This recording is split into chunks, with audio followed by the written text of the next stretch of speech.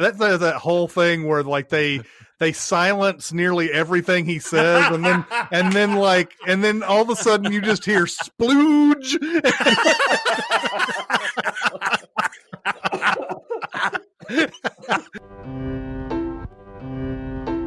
Welcome to SinCast, presented by Cinemasins.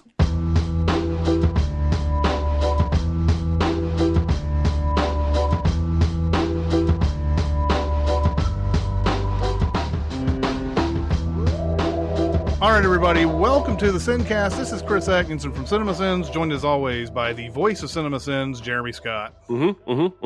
Yep, that's right. And from Music Video Sins, Barrett Share. Hello! You can hear the enthusiasm in Jeremy's voice today. Yes, that's correct. With the musical Hamilton showing up on Disney Plus over What? Yeah, I know. Better get on that, man.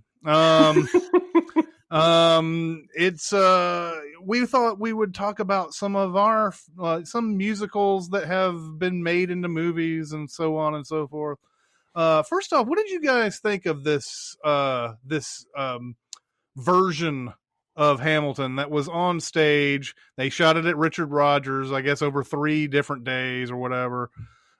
This production, what do you guys think about this one that's on Disney Plus? It's about as good as I think it could be. There are a few moments where the tight shots rob the viewer of what I remember being cool, wide shots of what's happening on the whole stage. Yes. But I think the tight shots work because they show the emotion on the performers' faces, even sometimes tears, real or fake, which you can't quite see from the 20th row back. I was wrong. I need to clarify something. The guy that plays King George, Jonathan Goff, had left the production when they made this. And the new guy graciously stepped aside for the filming and let Goff come back and do the role again, so that it would be the complete original cast. But I had misstated. Why are your eyes going wide? It's Groff. Groff. Yeah, sorry. I'm thinking of the football player. Groff. And this must Groff be came back. And this must be a discussion that you guys had when I was gone, because I don't remember you talking This about. was last week. We talked briefly about okay. it, and I mentioned that it was before anybody had left the show, and then I was corrected, helpfully, by a nice person on Twitter. I wanted to clarify that. That's very cool, actually, for everybody involved in that whole thing, by the way. Oh, yeah. to make sure that this, because, I mean, that guy could have gotten, the new King George is what I'm saying. Didn't have to do that. No, he could have been upset about it. Yeah. What's fascinating to me is that everybody seems to have their favorite performers in certain roles, and it seems to be based on how you came to the show. Like, I remember Jonathan saying he still preferred one of the people in the Nashville show to this original cast, and the Nashville show was his first viewing.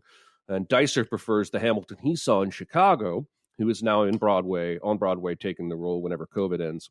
And I prefer the guy we saw playing Hamilton in New York. And I just think it's fascinating. Everybody's great. But I was mostly blown away by Philippa Sue, who plays Eliza. Yeah. And David Diggs, who's just electric. Yeah. He's such a dynamo. He really is. And they were the biggest revelations to me. What did you guys think? Yeah, I was to touch on the what we prefer when we see it first. There's definitely an inherent bias there. I don't know if there is a way to be objective about it, but I feel like objectively, our Hamilton that we saw first in the first one in Broadway is better than what Lin-Manuel is doing, at least circa 2015 when they shot, or 2016 when they shot this. I think there's a possibility at this point that Lin-Manuel Miranda had been doing this role for so long that it fits him like a glove.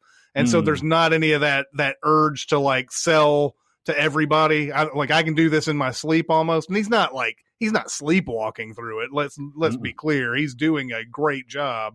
It's just that when we went to that Broadway one, the guy playing that Michael Canoye, I can't remember his last it starts name. with an L. It's an L or an I. It's like Lewolier or something. Yeah, something like, that guy was so energetic. And so, like, it seemed like it was just like, this is the first time I'm doing this. I want to do this. Like, this is everybody's first time seeing this, and I want to just belt it out. And I just remember the energy of that performance. And in fact, he was so good. I thought the Daniel Breaker guy who played Aaron Burr was great. And he is, but I saw that guy again at another Broadway visit. And the guy playing Hamilton wasn't as good, and I felt like the energy had dropped off from that performance. But anyway, going to this version, I had a hard time with some of the sound design on this particular version of it. It sounds like they're having a hard time picking up everything in this. Like I don't know what it is. But there seems to be this, it's either my hearing, which is possible, or it's just that they're not emphasizing the words of things anymore. Like they want to emphasize all the music and everything else in the background. And that's so much louder than whatever you hear on stage when people are singing, to me anyway. Is that, are you guys getting that at all? I see what you're saying. It seemed like it was a little bit lower. The relative music to vocal was a little bit lower than what we experienced on stage. I mean, sure. I'm too deaf to know, and I'll just slide in right here my compliment on the captions, because it gave me a whole new respect for the show. I bet. To be able to see everything I had missed in the theater and make all the connections and the repetitions, and those captions are a godsend. Yeah, for sure. There were some things some gaps that had been filled pretty nicely by the captions on this that I was very thankful for. I knew certain things that had happened, but I didn't know what the bridge to that was to the next couple of scenes and whatever. But yes, this is definitely a gift that Lin-Manuel Miranda has sort of given. I mean, I know that Disney probably paid through the nose and whatever. I know there's a monetarily thing, but he could have waited. He could have waited until 2021. Yeah. He could have gotten box office dollars out of that thing and then sold it to somebody. I mean, there's a lot. I mean, he's already made a ton of money on it too. I just think this was sort of. I still consider this a gift in a lot of ways. So, especially these days. Yeah, exactly. So. It's really well worth watching. I highly enjoyed it, and it's going to be one of those things that when I have a chance, it'll be on in the background. I'll just have it on, so it's great. Now there has been, I think it's worth noting at least, that there has been in this current climate a little bit of criticism of the show for showing and glorifying founding fathers that were slave owners while glossing over the slavery issue, which I think even Lin himself came out yesterday or today and said any criticism of this show is valid. I tried my best to fit in as much as I could, and some of it, I had to cut for creative reasons, and some of it, but all criticism is valid. I also, to that point, when I first heard that, I was like, oh, that's interesting. I don't remember them really talking anything about slavery, but then when I watched it with the captions, there's a whole thing where he basically tells Jefferson off and says, we know who did all the real work on your land, and he basically telling him, I know you own slaves and you don't do any of the work yourself. It's not super overt, and I'm not here to defend the show myself, but I do see a lot of the critics also saying it's a brilliant show and it's okay to love things that are complicated and murky, and as long as we have these discussions. So yeah. I don't know where they would. I don't know where he would have fit some certain things in to and I think Hamilton. And I haven't read the full thing on Hamilton. I don't think Hamilton was like as full on abolitionist or anything. I don't think he was a big abolitionist guy or anything like that. He may have had some ideas, but I don't think he ever pushed for anything. So as insightful as that line is, incisive as that line is against Jefferson, I don't think that's anything he would have been like really prepared to say back in that day. Yeah. Yeah, I agree. You just can't be everything. You can't be everything a lot of times. This is about the founding of the country. And yes, it probably should include some more things about slavery in it, but, it's hard to be everything a lot of times. Yeah. But yeah, we love it. Watch it at your first convenience. But based on the fact that Hamilton is out, we're going to discuss some other musicals that have turned into movies and some non-musical plays too, right? Right. And non-musical plays. All right, excellent. Even though we discussed it beforehand, I apparently still fucked that up. And right off the bat, the first one, 10 Things I Hate About You, which is based on Taming of the Shrew. That's right. And the 10 Things I Hate About You is a movie that just keeps getting better and better to me. Yeah, I don't know what it is. Like back when it came out in 1999, it was, you could write it off as some, just it's another one of those teen comedies. But it's got so many good moments in it. It's Heath Ledger is so youthful, and I don't mean that to be silly because he was younger when he made this, but movies like this and Knight's Tale and Patriot, there's this youthful energy to his performance that is contagious. And then, of course, he becomes a man and starts taking these great dramatic roles. But I like going back to 10 Things I Hate About You to see him smile, man. And Joseph Gordon-Levitt, baby, Joseph Gordon-Levitt. Yeah. This is probably my favorite Joseph Gordon-Levitt performance, honestly. I mean, maybe Brick, something like that. But there's sort of an artifice that creeps into his work later on that I don't think is here on this one. Yeah.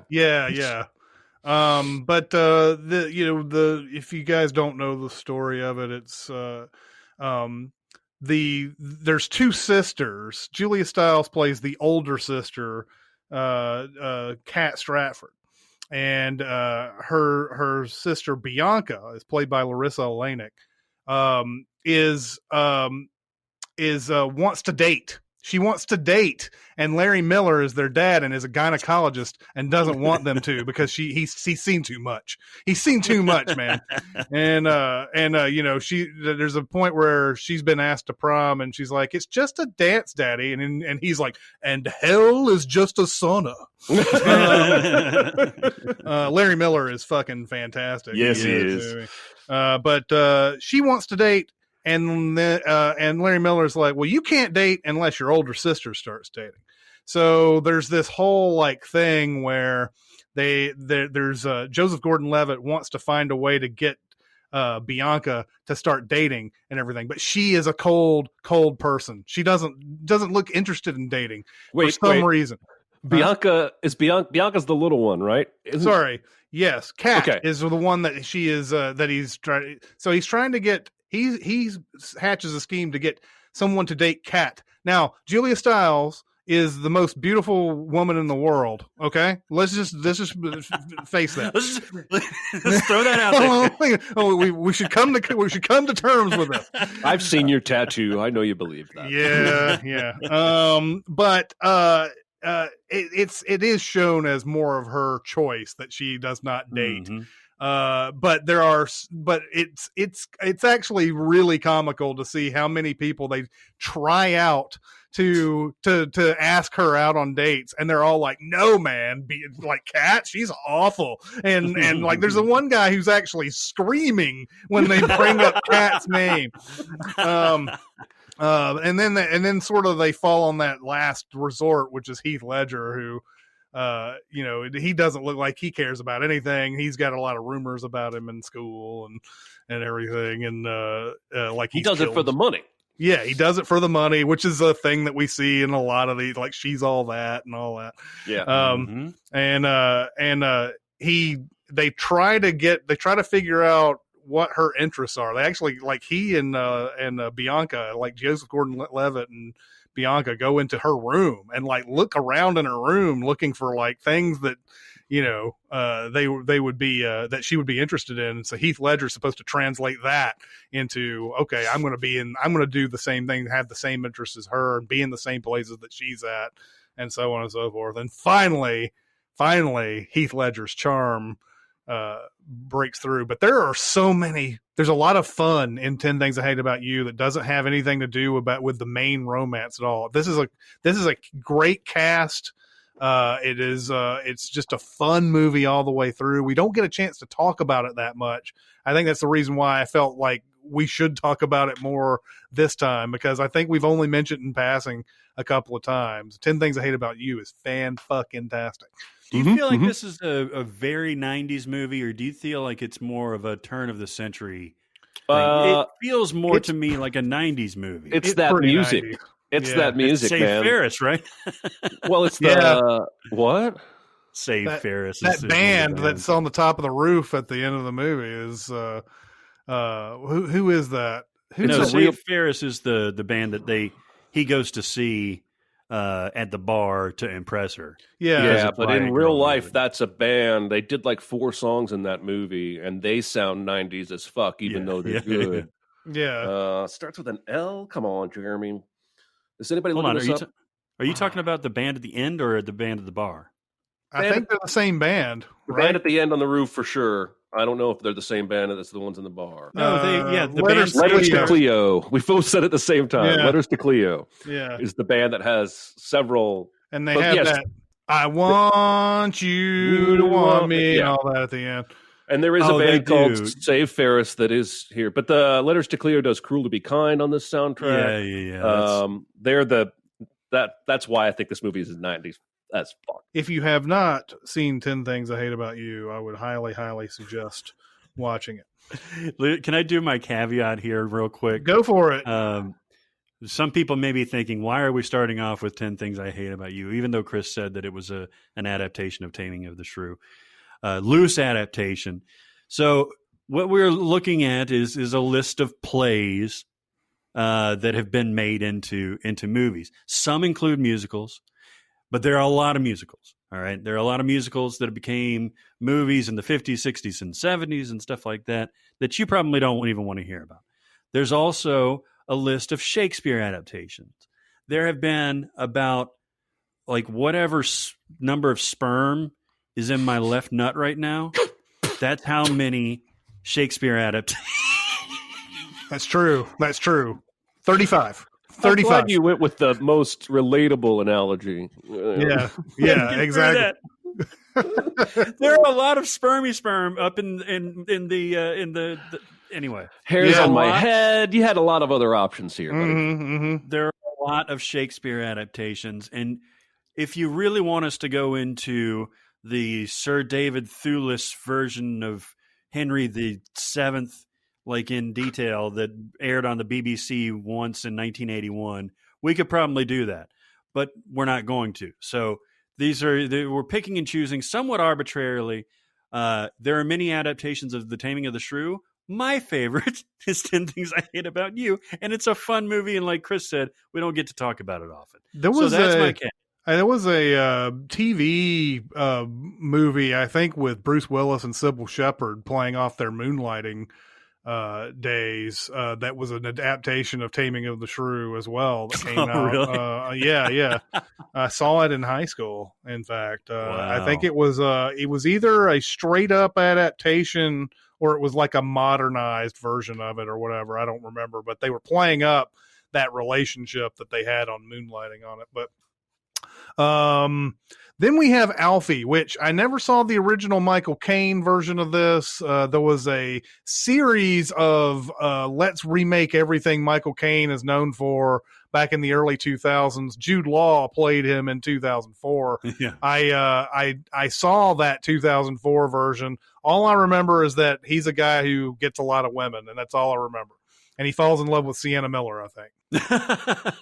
That's true. Well, in both the 1966 and 2004 versions, he also falls for Sienna Miller. It's weird. Really? It's weird. crazy. It's so strange. Yeah, Michael Caine and Jude Law. Mm-hmm. No, this is it's almost like I didn't watch. Did you guys ever see Arthur, the Dudley Moore I think they did a couple and they versions did, of them in and the then they did a 80s. remake with Russell Brand later on. Yeah, Very much like Playboy, like doesn't live by the rules, that kind of thing. About a Boy is kind of like this until the end.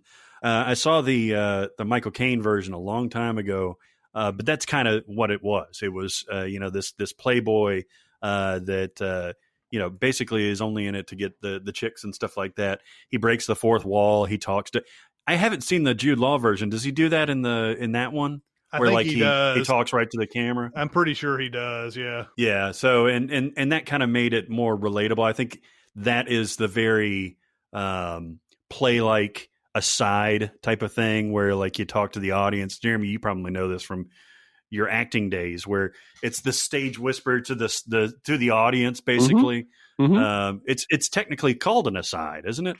Yes. Yeah. So that ends up being breaking the fourth wall with the camera and all that. And then he finds his muse and his love and his Sienna Miller. I think actually, it's good.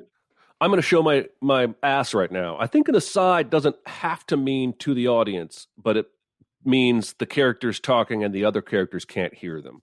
So like when maybe Hamilton talking to somebody else. Yeah. So like when Hamilton in the middle of that right hand or whatever that opening song, one of the opening songs is, and he goes, "Oh, yo, am I talking too loud? Sometimes I get nervous," and blah blah blah. Like the other characters can't hear him in that moment. That's for the audience. He's talking to himself. I see. Is that more than soliloquy? Then less than soliloquy? Is there two versions?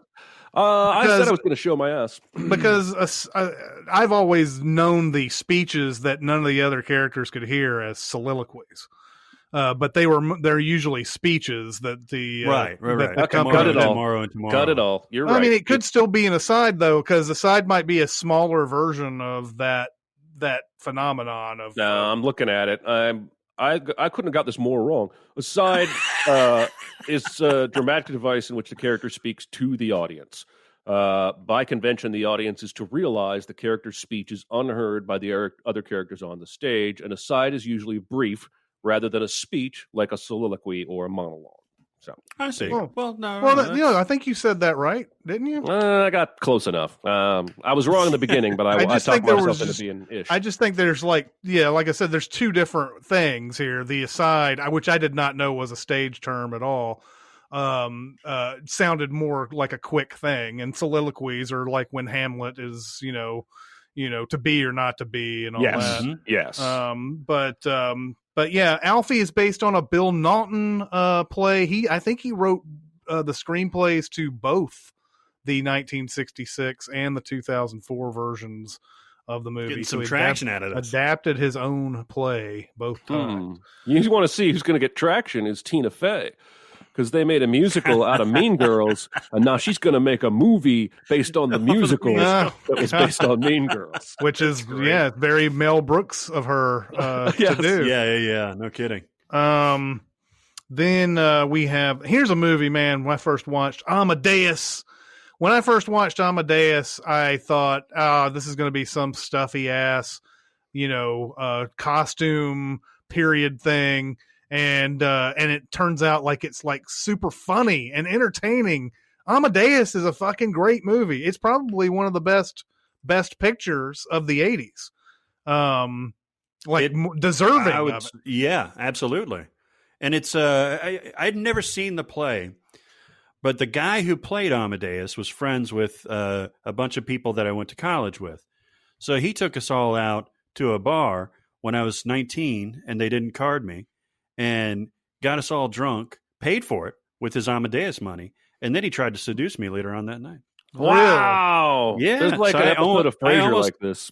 I almost had sex with Amadeus. This was like a touring show?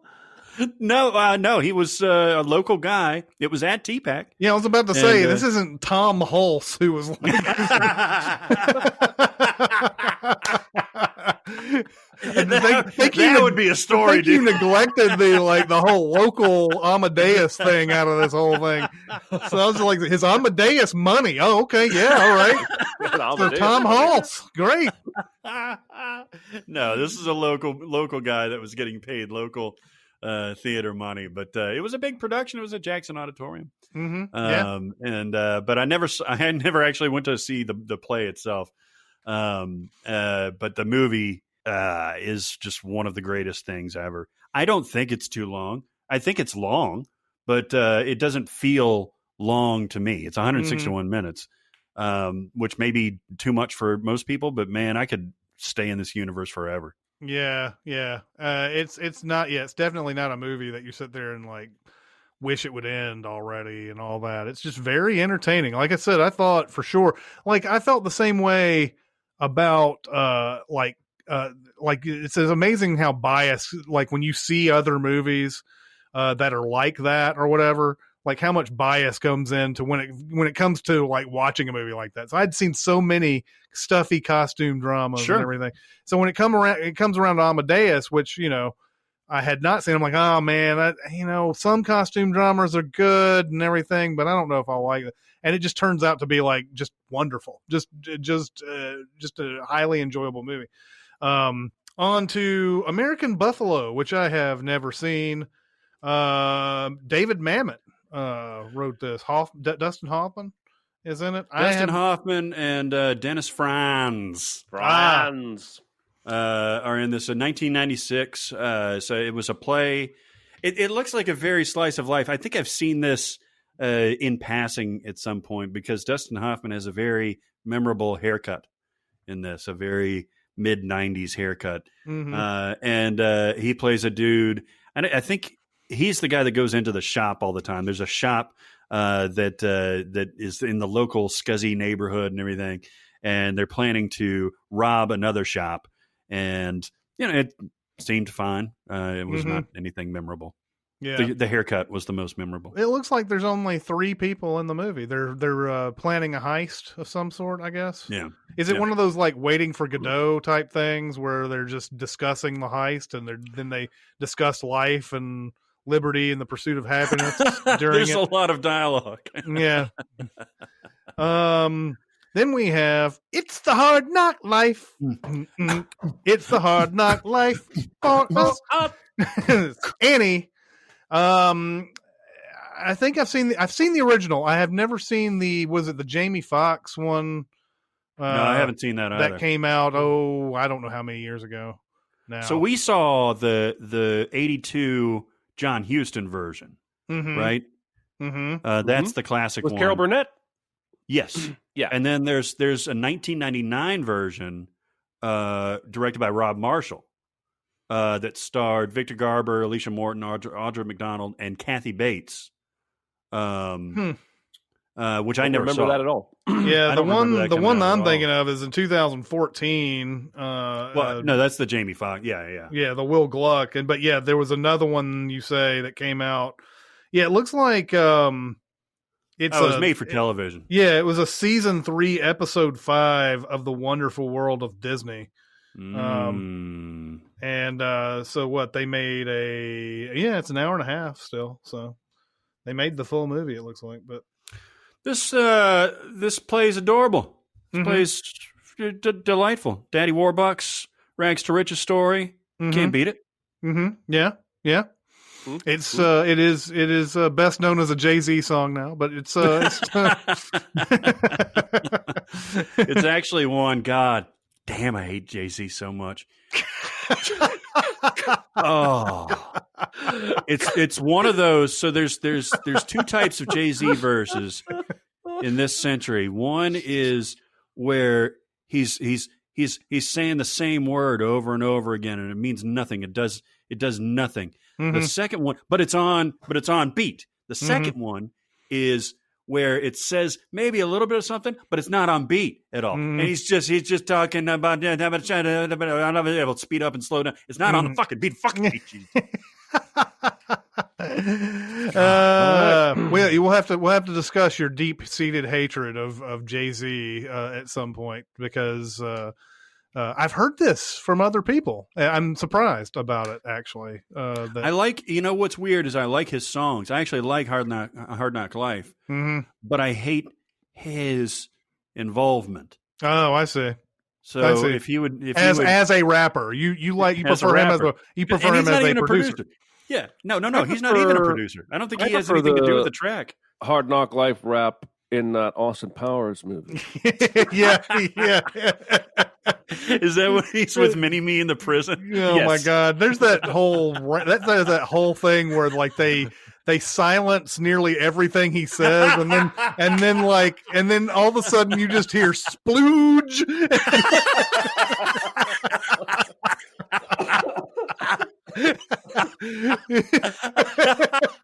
I want to watch that right now. I know, I do too. No, this is a favorite of Jeremy's. Arsenic and Old Lace. Yeah, baby.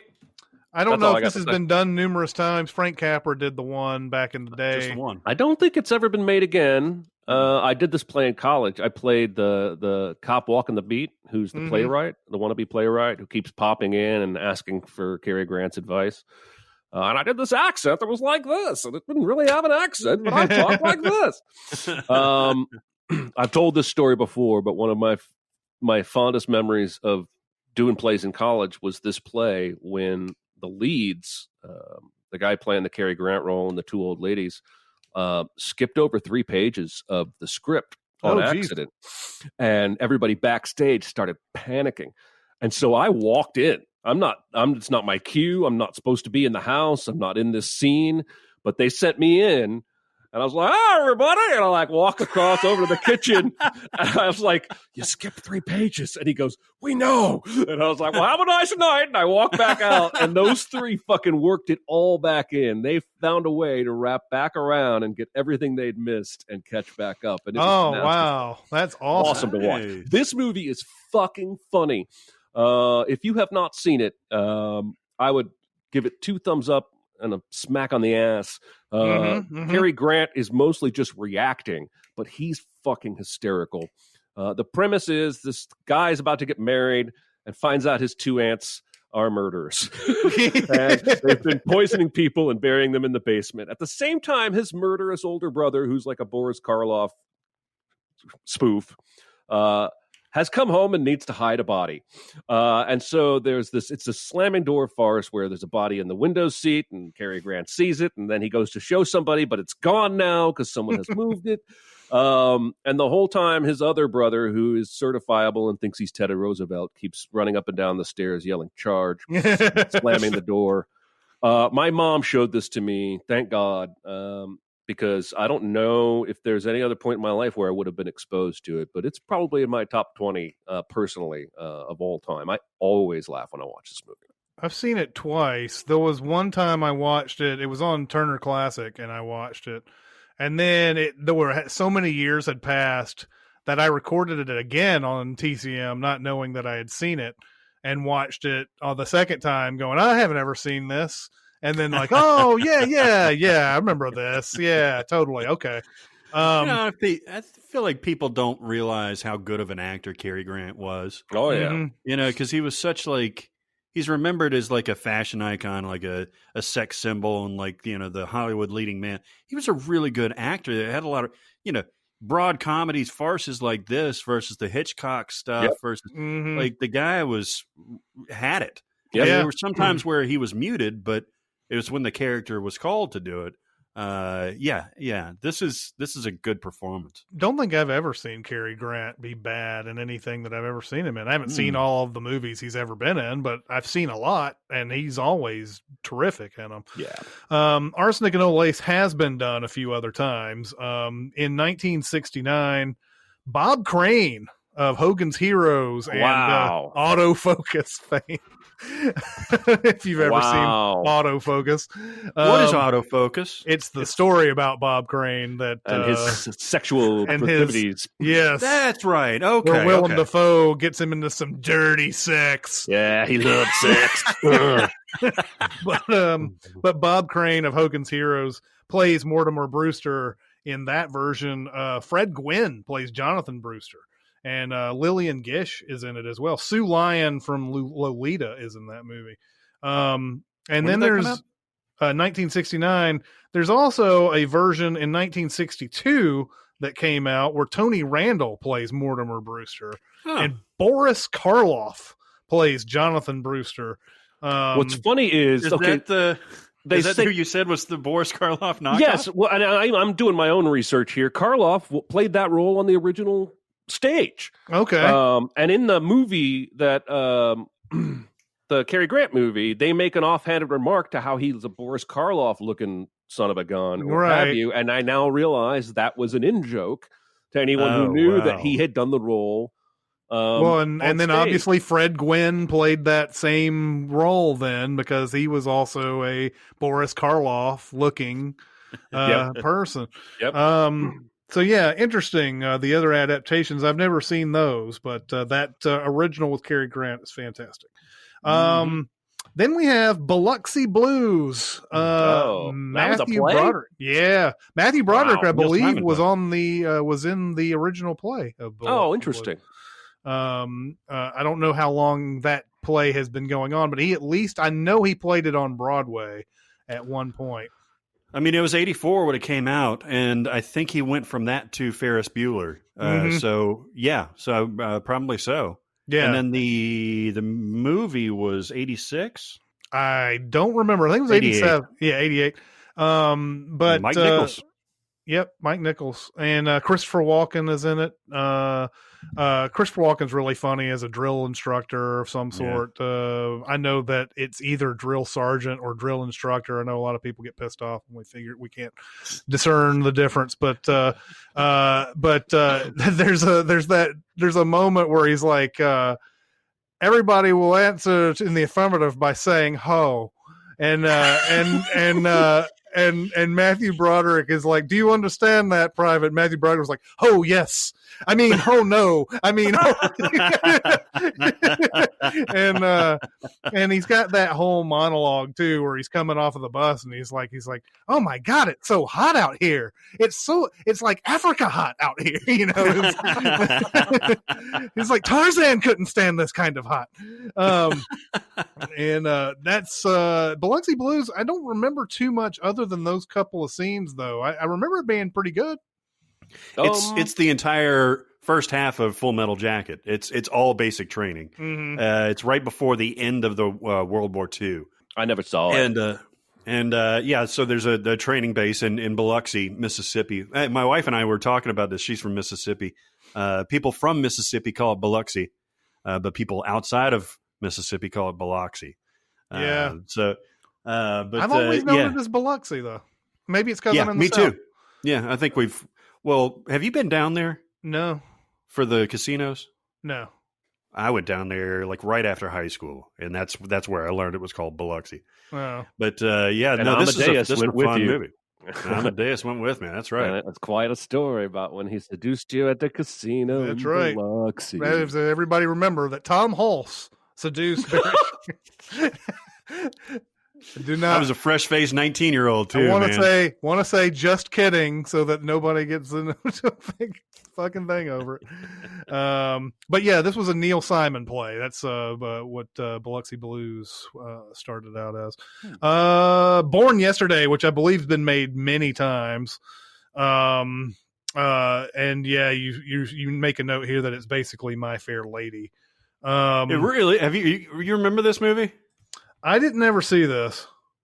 I think the most famous version of this is in 1950. It has William Holden in it, and it's the one that's the gold standard. But there was one that came out in 93 that had John Goodman and Melanie Griffith. But I haven't seen either of them. And Don Johnson. Don Johnson sweeps Melanie Griffith out from under John Goodman. John Goodman. It's not necessarily My Fair Lady. John Goodman is a big old wealthy businessman. What are you laughing at? I'm sorry. I got a mental picture. You said he sweeps her out from under John Goodman, and it sounds very difficult. Mm-hmm. Like you gotta pick him up. You got to pick him up like he's a rug of some sort and sweep underneath, and then let him just lie him gently back down to the floor. And then, and it's kind of tough too, holding on to Melanie Griffith when Don Johnson's already married to her. So that's right. Yep. How in the world is that going to happen? Yeah, and Edward Herman is in there playing as Edward Herman. Yeah, discount Fred type. Gwynn. Yeah, exactly. And this movie's fun. I just remember it was the trailers were everywhere, all over TV. It was where you people these days have it good because there was always this wacky voiceover guy, even if it wasn't the epic voiceover guy. Mm-hmm. There was the wacky voiceover guy. Yeah. And then there's like, she doesn't know what she's doing. Yeah. He's fed up. He's about to find out. Yeah. He's going to teach her the rules. And then at the end of it, it's like, born yesterday. I'm trying to. I'm sure that person was famous in his own right. That guy, because he wasn't the a lot wacky of voice guy. Yeah, because you had Don LaFontaine. You also had Miguel Ferrer, who was mostly known as an actor, but he did a lot of those voiceover things for trailers and everything. But I don't know who that guy was. He was always like, Then we have A Bronx Tale. This was Robert De Niro's directorial debut, I believe. Yep. And it starred that guy who ended up was in the real Sopranos. Huh? Wasn't the guy that? Oh, I'm thinking of the wrong thing. Maybe I thought he was on The Sopranos. Well, no, the guy Lilo Brancato, who was in Crimson Tide, later in real life, like robbed a store or something. He went to jail for like 20 years for some aggravated robbery or something like that. I can't remember what it was, but he's the kid in this movie. You have De Niro and you have Chaz Palminteri, and I can't remember who's playing the father and who's playing the gangster. I'm assuming De Niro's the gangster and Chaz Palminteri's the father. I think that's how I remember this. This kid was on The Sopranos, by the way. He was that Matt Bevilacqua kid that ends up trying to get into Tony's crew, and they ends up like he and his buddies end up killing somebody that they shouldn't to try and get attention, and he ends up getting killed.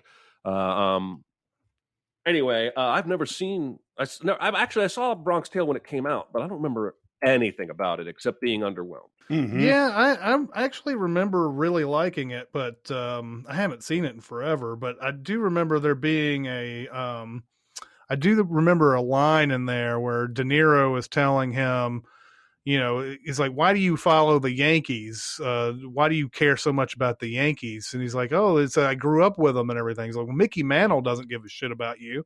So why should you give a shit about Mickey Mantle? And why should you give a fuck about Mickey Mantle? And then he starts getting into the gangster life, and it's like, it was 1963, and the Yankees were winning the pennant, and I didn't give a fuck, or something like that. This is the narration in that. By the way, so Robert De Niro and Chaz Palminteri play contemporaries. He's De Niro's the working class family man, and Palminteri is the gangster that Lilo Brancato Jr. falls in line with. Okay. And the original play that this is based on was written and performed by Chaz Palminteri. All right. And he was charged with murder. Yeah. Murder. He was not like knocking over a liquor store. He was charged with murder. Yep. 2005, charged with second-degree murder for his role in a burglary in the Bronx, fittingly enough. In which an off-duty police... It would be weird if it was Staten Island. Yeah. Confronted two burglars and was killed. The off-duty police officer confronted two burglars and was killed in a shootout. Brancato was subsequently acquitted of murder, but was convicted of first-degree attempted burglary and sentenced to 10 years in prison. And he got parole in 2013. But yeah, I remember him as Vossler in Crimson Tide. That was the Silver Surfer thing. He was no, that was another guy. God damn. Sorry. He plays the radio guy in Crimson Tide. Oh, the guy that has to fix the radio, and he does like Scotty on Star Trek. Yeah, he wants more warp speed. And he's like, yeah, I need you to be Scotty, and I need you to do this, and blah blah blah. There's that great moment too where he just hangs up on him because he needs to keep working. Yeah, he's like XO radio. He's like, what's the? I need warp speed on that radio, Vossler. And he's like, I'm working on it, sir. And he's like, it was like, well, come on, man, I could have built built one by now. And then he just hangs up. He's like, fuck you. It'll be fixed when it's fixed. I remember Bronx Tale being good, but I have not seen it in forever, so it may be one of these movies that's just kind of average. All right, everybody, it is time to talk about Mubi. Last time we talked, I said that I watched a movie called Wild Style, which was the movie that sort of it's considered the first hip hop movie because it covered rap and early Bronx rap, early 80s Bronx rap and everything. And among other art forms going on in New York City at the time. There was another one that happened in London just a few years prior called Babylon that came out. And it is less about music and things, although it's got reggae in it as its main music and everything. It's about racism, man. It's a lot about racism, and this is what I talk about when we were talking about we don't know whether certain things were bad back in the day or whatever. We don't know, did we consider certain things bad and everything? Some voices were quelled. That's the reason why we didn't hear whether certain things were bad at the time. This movie was, I think, banned in the US until like 2019. Now I'm assuming that the reason was not so much that, it took us that long to not be racist and to release the movie and everything.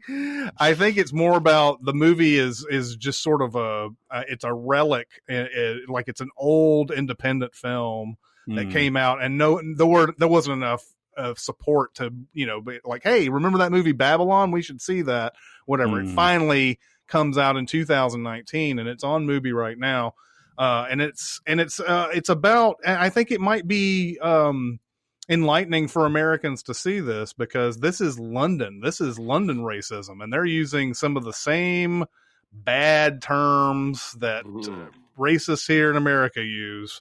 And a lot of these people shown in the movie, the white people shown in this movie are just very resentful of these Jamaicans being here and everything. And it goes to show, like, it's heartbreaking to watch. It's heartbreaking to watch, somebody have to endure a whole bunch of insults and want to do something about it. But their friends come around and say, no, you can't do this. You can't do anything about this. You can't do anything. Imagine about suppressing that kind of rage for so long and everything, and having to deal with it. There's a point where they have one white friend who follows them around, and who's it seems to be part of this group. And there's a point where there's a guy who's being called out from the street, and he wants to run up there and fight the guy.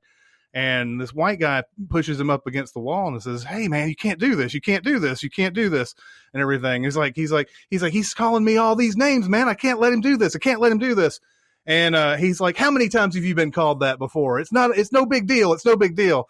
And it's really just like, you're like, yeah, wow. How many times has this guy been called his name, and he hasn't done anything about it?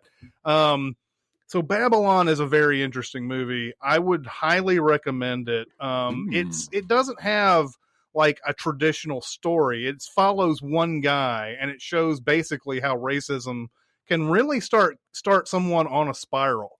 He loses his job due to it at the beginning of the movie. And then, like, based on that, what happens? He loses this. He loses this. He loses. Once you start taking things from people, it really becomes a major problem.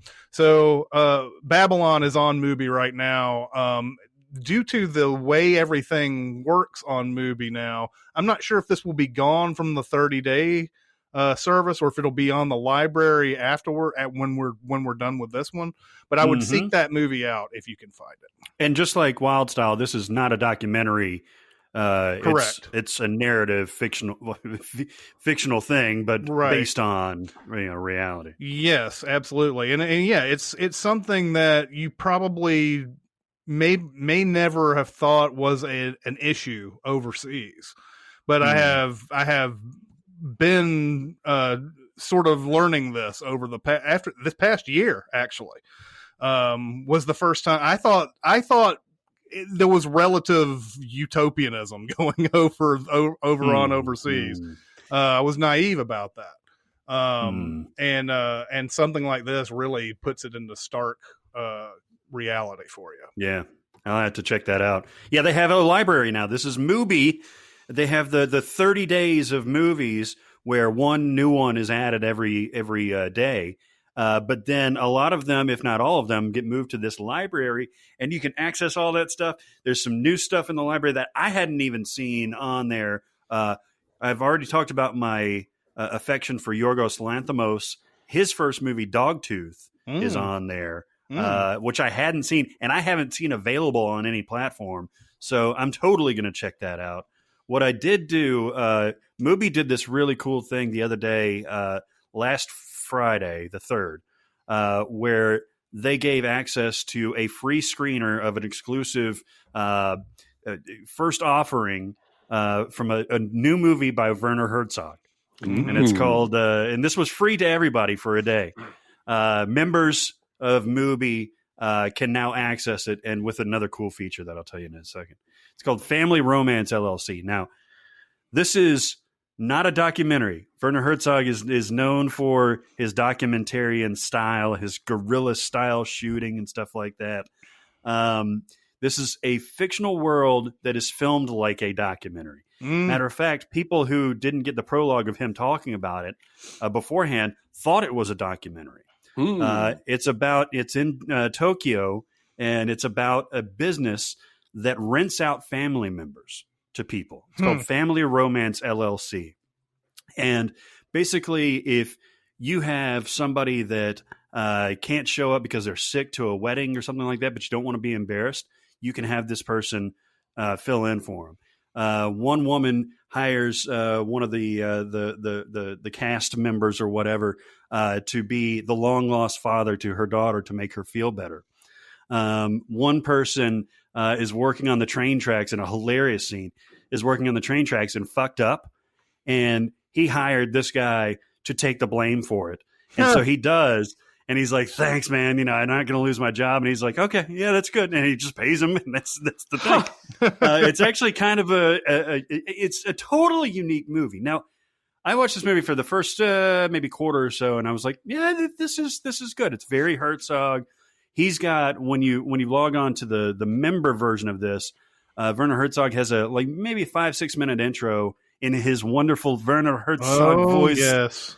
Where he explains the movie and everything, and says this is a fictionalized movie, but I wanted to get honest takes and things like that.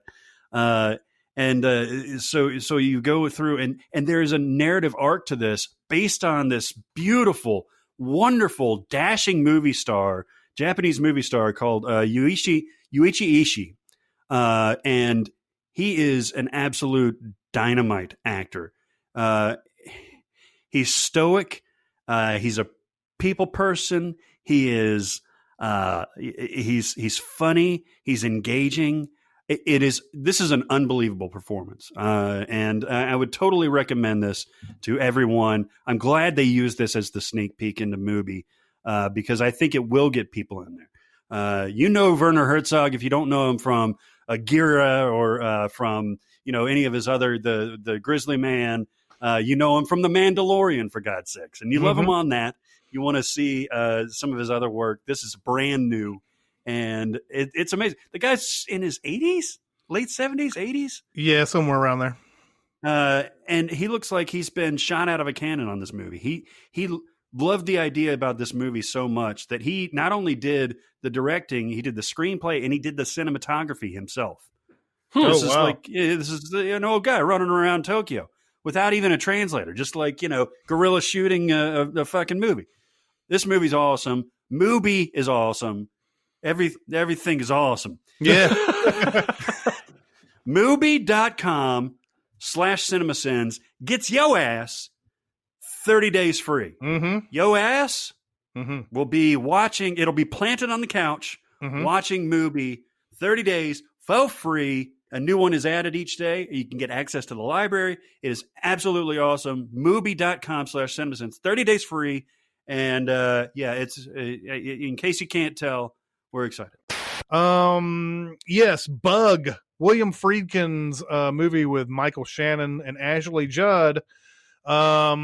It's a couple who get into a motel room, and one of them starts thinking that they feel like a parasite of some sort crawling in their skin, and there's no way to prove it one way or the other, but both of them start feeling it after a while.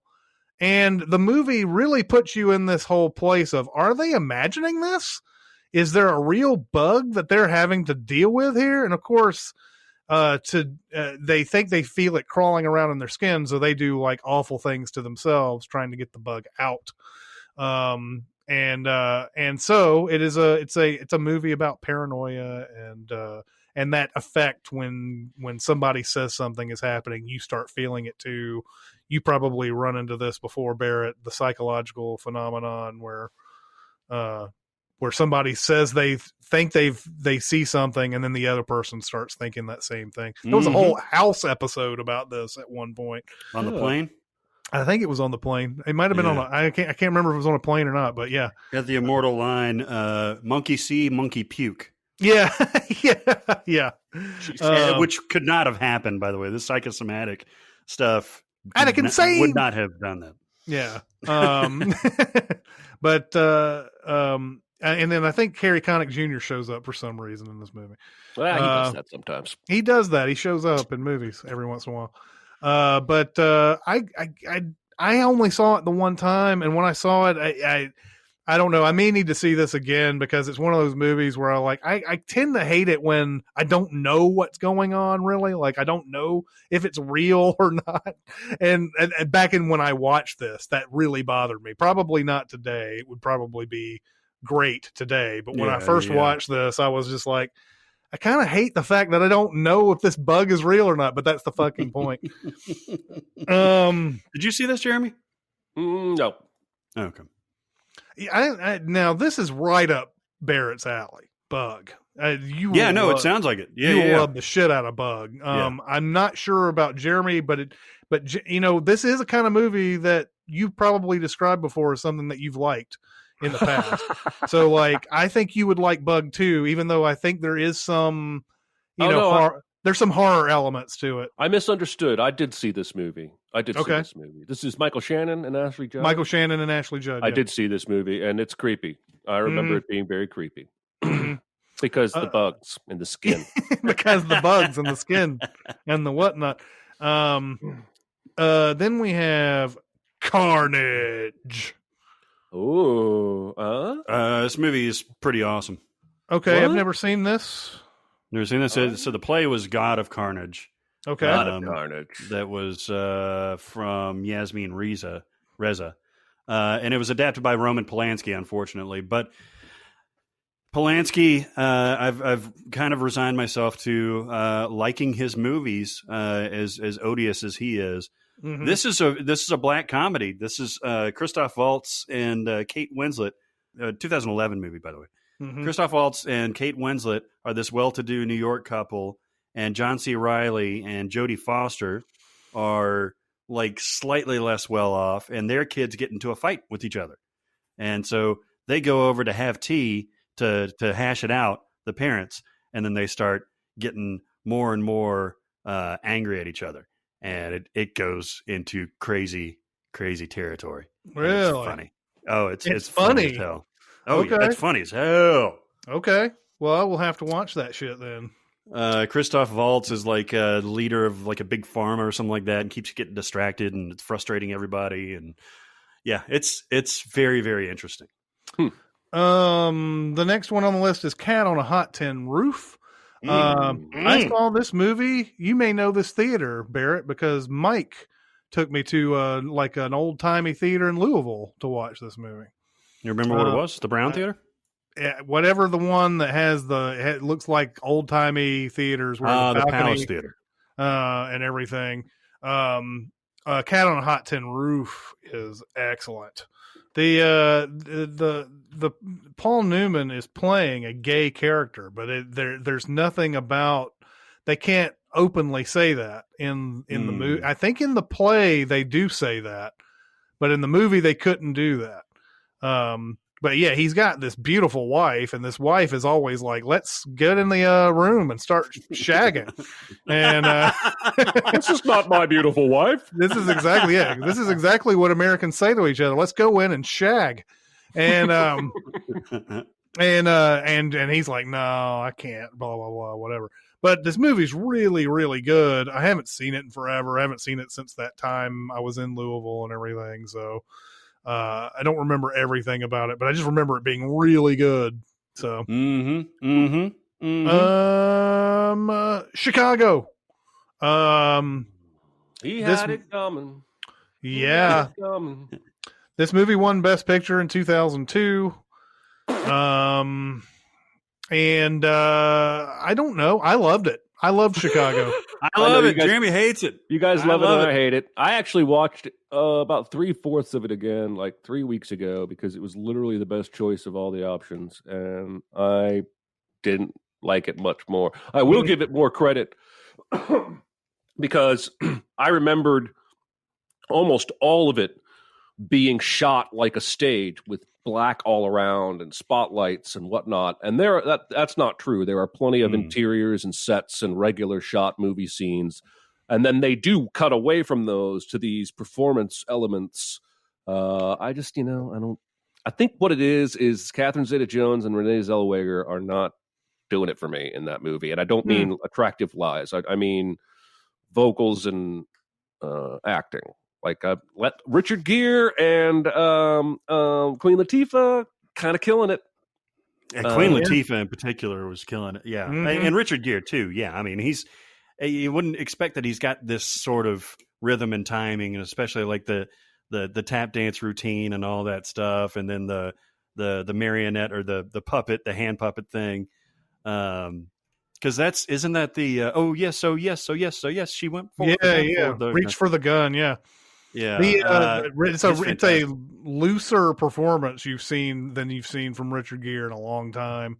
Yeah, you get the sense that if you put him in the right thing, he would be able to show off a little bit more. He's been around forever. He's been in a lot of movies, but he's always that primal fear Richard Gere. Like he's always that. It seems like in a lot of movies, except in The Jackal when he's got an Irish accent. That's right. The Jackal. I did Scottish.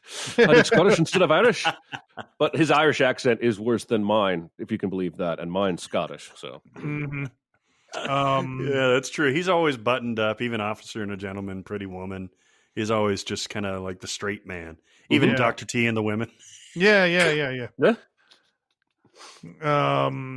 But Chicago, I think I like most of the songs in there. I love the part where John C. Reilly sings the Mr. Cellophane, and then right after he's done with singing it, Richard Gere is like, "Oh, I didn't even see you there." I love that. It's really entertaining. Now, whether it should have won Best Picture or not, that's another debate. It went up against Gangs of New York, which I think a lot of people were sort of hoping that would be Scorsese's finally breaking through and winning in Best Director and all that, but I don't know. Gangs of New York nobody was responding to that as much, I don't think. I like Chicago better than Gangs of New York. Gangs of New York does not hold up for me at all. Besides Daniel Day-Lewis's performance, more bad accents in that movie. Oh, Jesus, Cameron Diaz, I'm looking in your direction. Yeah. Oh God. Okay. That year you had the Lord of the Rings, The Two Towers, which if you were 25-year-old me wanted The Two Towers to win. Yeah. The Pianist also came out, and The Hours were the other Best Picture nominees. Chicago ended up winning over. I don't know. Gangs of New York was one that was a sentimental favorite, and I think Two Towers was a popular favorite. Well, they sure made up for it with Return of the King, though. Yeah, where they overdid it. Yeah. Then we have Children of a Lesser God. I have not seen this. I know that Barrett has, and he's talked about it before. Yeah. This movie's awesome. I mean, it's not comfortable to watch all the time, but it's awesome. Let me preface that by it has been a while, and I think this is at a deaf and hard to hear college. So Marlee Matlin's character, Marlee Matlin went on to win the Oscar, right? Yeah, she won. Yeah. She strikes up an affair with her former professor. So I don't think it's her being underage or anything like that. But it's William Hurt, I believe, is her professor. Yeah, they Hurt and Matlin ended up getting married at one point. Is that right? In real life. Yeah, there's a bit of a sordid story behind that too, if I recall, and does not paint him in a very good light. Interesting. Well, both of them are fantastic in this. He's a speech therapist, and he tries to get her to talk. She is mostly, if not completely, deaf, but that's part of the curriculum. There is to try to. There's a certain school of thought within that university or within that school where if you're only partially deaf or whatever, you should talk more than you should use ASL. And she's perfectly comfortable using ASL, and it turns into a big contentious thing in their relationship. But it's super well acted, very well done. I'm sure it's very play-like, so I'm sure it translates very well to the stage. Good stuff. Closer is the next one. Another that was a play. Yeah, another Mike Nichols. Yeah, it's got that crackling play dialogue in it. Yep. And I haven't seen it in forever, but Clive Owen, I love Clive Owen in this movie. How did his cum taste? Jesus Christ. It's funny. He goes through this series of horribly intrusive questions to Julia Roberts after he finds out that she slept with Dan, with Jude Law's character. And he's like, did he go down on you? And she's like, yes. He's like, did you have an orgasm? And she's like, yes. How many? Several. And then did you suck his dick and all that stuff? And she's like, yes. And he's like, how did his cum taste? And she goes, like yours, only sweeter. There's just some downright brutal fucking dialogue in this movie. Him and Jude Law have that thing towards the end where there's that interplay of like, I hate you, I hate you, I hate you. I'm okay with you. And then he just dropped a fucking bomb on him right after that. I mean, it's one of those type of movies. But yeah, I haven't seen it in forever, and I need to watch it again. Amazing performances all around. Julia Roberts, maybe. I mean, she's not asked to do a whole lot in this movie, but she gives a very, very good performance. Clive Owen is just lights out in this. Jude Law, I tell you what about this Jude Law. This Jude Law is pretty fucking good, man. Yeah, I watched Vox Lux the other day, and like he physically gets into his characters just like in Road to Perdition. Like he's this, New Yorker guy, smokes a lot of cigarettes and he's got the stoop shoulders and all that. And like he just physically he's such a good actor. Mm-hmm. And in this one, man, he's spectacular. Natalie Portman is spectacular in this. This is a great movie. Yeah. Very adult movie. Oh, and yeah. If you couldn't tell by the whole line of questioning that I went through. Yep. Then we have The Crucible. Was it Norman Mailer who did The Crucible? Arthur Miller. Yeah, I mean, the play. What now? Arthur Miller did the play. Arthur Miller did the play. So Arthur Miller did the play of The Crucible. I've seen the Daniel Day-Lewis version of this. I abandoned my boy. Oh, wait, wrong thing. Yeah. You know what? Might as well be that because he does have that whole, the famous passage is like, you can't take my name. That's all that I have left, and all that. And if you want to see Daniel Day-Lewis nearly die on screen, watch The Crucible. I mean, he is giving it my name. that guy is going full out on that one, man. Oh my God! I think we killed Daniel Day. Yeah. At the end of it, they were all like, "Oh my God, I hope he doesn't die during this take." But The Crucible is about is it the Salem witch trials? Mm-hmm. Goody Proctor and Goody. Daniel Day's character is accused of cavorting with one of the so-called witches in there. The adult he's cheated on his wife with Winona Ryder in the in the movie, and he's married to Joan Allen, I believe. Yes. It's and, easy to get this confused with Demi Moore's Scarlet Letter, though, and yes, I'm impressed so far that you've gotten it all correct. I am as well. But I think Paul Schofield from Quiz Show is also in this movie. Yes, he is. He's the Judge Danforth. Yes, and his wife knows. His wife knows that he's been cheating on her and that he's not much of a religious man. But I can't remember. There's a series of Winona Ryder, to save her own ass, starts pointing to other people in the town. As I saw Goody Putnam dancing with the devil. Yeah. Yes. I saw Goody Nurse dancing with the devil. There's a funny moment in here where you can tell that Daniel Day's character is not a religious person at all, and it's when they're giving him something. But do you know what the Bible says about this and that? It's almost akin to what they say in Kingpin when they're like, well, it's against it,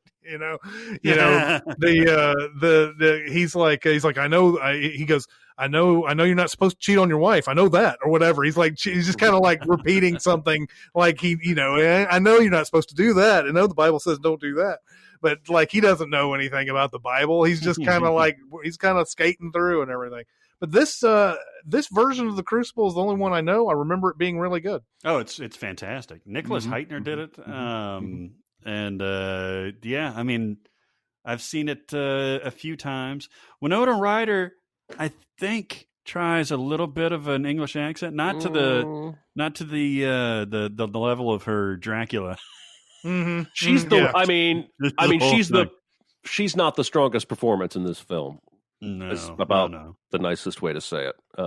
Joan Allen and Daniel Day-Lewis are Joan Allen's great. Like super, like he got all the love because he's so over the top, but she's super subdued in that movie for much of it. I love Joan Allen. Yeah, I do too. Then we have Death of a Salesman. I recently saw the older version of this one. What was the? Did you really? The movie version? Yeah, not the Jack Nicholson. Which one did I see? Definitely Hoffman. Hoffman. No, it's not this one. I did not see this one. No, I did not see this one. Sorry. There's 3 or 4 of them. There's several of these. One's got Dustin Hoffman in it. Definitely Hoffman.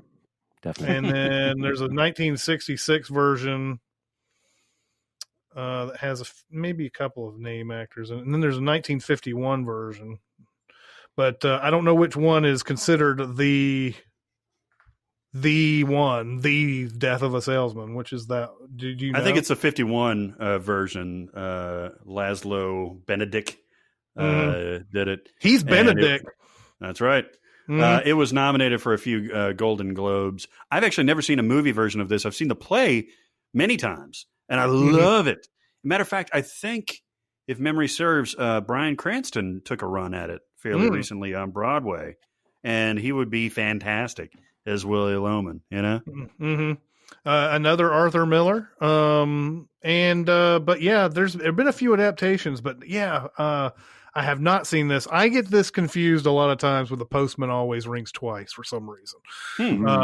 Even though they're not the same, it's just the two names I've probably heard back and forth over the years, and it just gets mixed in with a whole bunch of other plays and stuff. I always love the fact that there's all these Death of the Salesman comparisons in Seinfeld to George Costanza's career, where like anytime he fails, Jerry will look at him and be like, "Well, Biff," yeah, or he'll even be like, "Biff, no, what happened?" There's was it the Rat Pack? Did you ever see that Rat Pack movie? Oh yeah, HBO Rat Pack. Yes, I never did see it. There's a part in there where they Marilyn Monroe. I can't remember if it's in the Rat Pack movie. It might be in that other one. It might be in the Joe DiMaggio. I can't remember which biopic this was, but whoever's playing Marilyn Monroe is sleeping with somebody who's not Arthur Miller, and they were married at one point.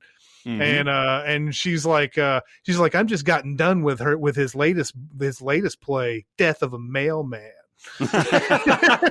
Made her seem really fucking stupid. That's why you think it's the Postman. Probably so, yeah. Then we have Doubt. Oh, Doubt's really good. This is my jam. I have watched this movie because it recently came back on like HBO. I've seen it twice in the last month. I get sucked into this every time because there are 4 powerhouse performances here. Meryl Streep is the showiest one as the head nun at this Catholic school who trusts literally no one. Philip Seymour Hoffman, who is surprisingly gentle and caring for several scenes, except for the scenes when he blows up and argues with Meryl Streep. Amy Adams playing very, very naive, well-meaning, looking for a mentor and not really thinking either one of these other 2 characters fits the bill. And then Viola Davis steals the whole goddamn movie with one scene where she basically says to the premise is that Meryl Streep thinks the priest, Philip Seymour Hoffman, is doing inappropriate stuff with some of the altar boys. It's implied, maybe sexual. It's never overtly stated. The one thing they talk about is whether or not he gave this boy, Donald Miller, the altar wine. And Donald Miller got in trouble for drinking altar wine. Well, Viola Davis is Donald's mother, and so Meryl Streep brings her in to basically say, hey, I think this priest might be doing stuff, and we need to make sure we take care of it. And Viola Davis shuts her down and essentially says his daddy beats him and doesn't like him. We had to bring him to this school so the kids at the public school wouldn't kill him. This is the first man who ever showed any attention or affection for my son. And it's only until June when he can be done and, get the grades and go to this other school. And Meryl Streep is shocked. Like, she cannot believe that a mother wouldn't immediately go, yes, let's get this priest in trouble. But Viola Davis is operating a couple levels deeper than Meryl Streep. I'm sorry, I'm talking a lot about this. But she knows there's more to it than just whether a priest is acting inappropriately. And if they out the priest, her son will be outed to her husband, who will beat the son again and maybe kill him. All 4 of these performances are Oscar worthy. I think several of them were nominated. At least Meryl Streep was. Viola Davis was for sure. And I don't remember, for some reason, the IMDb page. There we go. There's nominated for 5. Meryl Streep, Philip Seymour Hoffman, Amy. Yeah, all 4 got nominated for that. That's great. Yeah, I keep coming back to it. The movie, I'll tell you up front, if you want to know, the movie never tells you whether or not he did stuff that he shouldn't have. There's a reason the movie's title is Doubt. And it's directed by the original playwright. Yeah. And it's fantastic. If you haven't seen it, check it out. It's one of my favorite movies. Yeah, I mean, we've talked about Gone, Baby Gone, obviously very different circumstances, but you fall one way or another on that. Do you fall one way or another on this movie, Jeremy? Do you feel like one thing happened or didn't? I do. I'm not 100% sure it's fair for me to say. Because the movie does an expert job of not tipping either hand. There's she calls his former parish, and he left that parish under mysterious circumstances, and she uses that as more evidence. And there's a scene where he says to her, have you ever messed up? Have you ever made a mistake? Have you ever sinned, sister? And she cries, like he breaks her. And she says, Is that the last scene? I confessed it, Father. No, no. The That's in last middle. scene is with her and Amy Adams, and it's fucking fantastic. Oh, break yeah. But, 2 thumbs up and a wag of my tail. I don't know what's wrong with me today. I just keep talking when I should stop. No, this is great. Whenever there's somebody who has complete command of the movie that we're talking about, they should talk about it as long as they have to. I haven't seen it in forever, but what Jeremy's saying is right. Is just there's the movie's title tells you everything you need to know about this, and it gets to the point where, and I don't know if this is spoiler territory, but Philip Seymour Hoffman himself has doubts about his own actions in this movie. That's how like obscure everything is as far as what he's done or not done in this. And you get the sense that there was maybe something that towed the line that he shouldn't have gotten to that point, but maybe not as bad as Meryl Streep's trying to make it out to be. And the whole point is she doesn't have any evidence. She doesn't have anything at all that says he did. He even says to her in the office in that confrontation that later they yell, and then he says, "Have you never sinned?" He says, "Well, what is it? What is it that made you so sure that I'm a bad person?" She said, "The first week you were here, I was looking out this window down in the playground, and you grabbed such and such boy's wrist, and it seemed a little too hard." Mm-hmm. And he says, "That's it? That's it?" And she's like, "Yes, that's it." She's positive. She's totally sure of herself almost all the way through. God, I love this. I want to watch this movie right now. Yep. All right, everybody. It's time to talk about Cereal Box. Yeah. As in Serial box. Yeah. Cereal box. Not cereal that you eat. It's not like your Honey Smacks or your Apple Jacks. You eat this cereal with your ears and your eyes. Yes, indeed.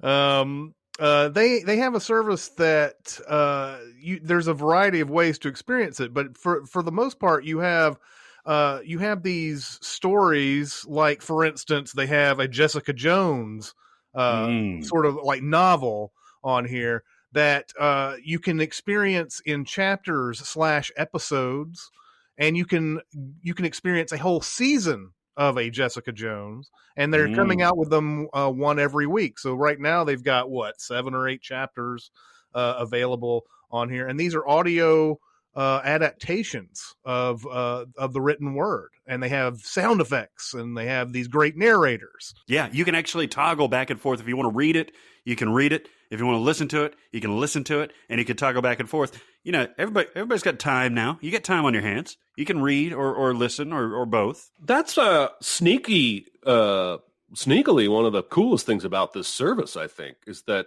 like, my wife is a book fiend, and she's always got a couple audiobooks going and a couple ebooks going, but all at the same time. But she can't switch between them. Like, if she's reading an ebook, she can't click a button and suddenly have it turn into an audiobook. Yeah. Which is one of the coolest things about this. I decided, I'm such a Hamilton fiend, I decided to go with this 1776, The World Turned Upside Down. Mm-hmm. And basically there's 12 episodes, one for each month. And it basically covers how the Founding Fathers, basically set America up. And it's got Hamilton voices in it. Chris Jackson, who played George Washington, plays the voice of George Washington on the audio presentation.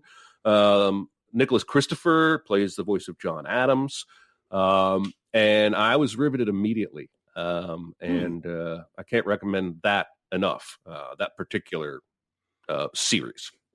And it's not just, you don't have to experience it just in chapters and stuff. They have short stories, and they have a whole library of stuff from like Arthur C. Clarke on here. That's cool. And I listened to The Wall of Darkness, which I went and researched it afterwards, and it's being called it's been called some sort of math fiction at times. I think he wrote it in 1949. It's just compelling because there are it's about this guy who sees this wall in the distance of this land that he lives in, and everybody in this land, they don't think about the wall. They just live their lives and everything. But he's like, what's the deal with this wall? I need to know what this wall does. With this wall? Yeah, exactly. What is the deal with this wall? Right. And there is a point where, the narrator even says, what is the deal? But yeah, he wants to know what it's all about. And he has a buddy who also is very curious about what the wall is. And so this whole story is driving towards, what is this? What does this, what's the function of it? Will somebody get over it?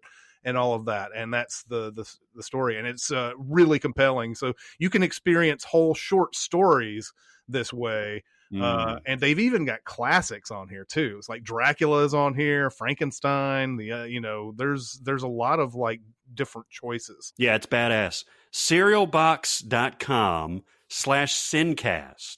Or you can download the mobile app. It's available on all the mobile devices, mobile devices. Mobile. You can download it. And so what they do, every first episode of a series is free, right? They give you a little taste. They give you like an amuse-bouche. and they get you hooked, right? And if you go to serialbox.com/SinCast, you get 40% off select titles, or use the redeeming code SinCast. You know what it is. You listen to the show. It's SinCast. Mm-hmm. Go to that, and you get it's almost half off of select titles. So do that. So do it. Do it. Driving Miss Daisy, I did not know was a play. This was Best Picture in 1989. It shouldn't have been. Oh my God. You think When Harry Met Sally was a bad pick for us, even for the 1989 episode? That's Driving Miss Daisy, goddammit. Yeah, you had Do the Right Thing right there. You had it right there. It's telling you what to do. Yeah, exactly. I remember this though when I was 12, and I enjoyed this when I was a 12-year-old boy. Morgan Freeman. This was not my first experience with Morgan Freeman. I had seen Lean on Me the previous year, but it was one of the first getting acquainted with Morgan Freeman movies, and he plays a driver for Jessica Tandy.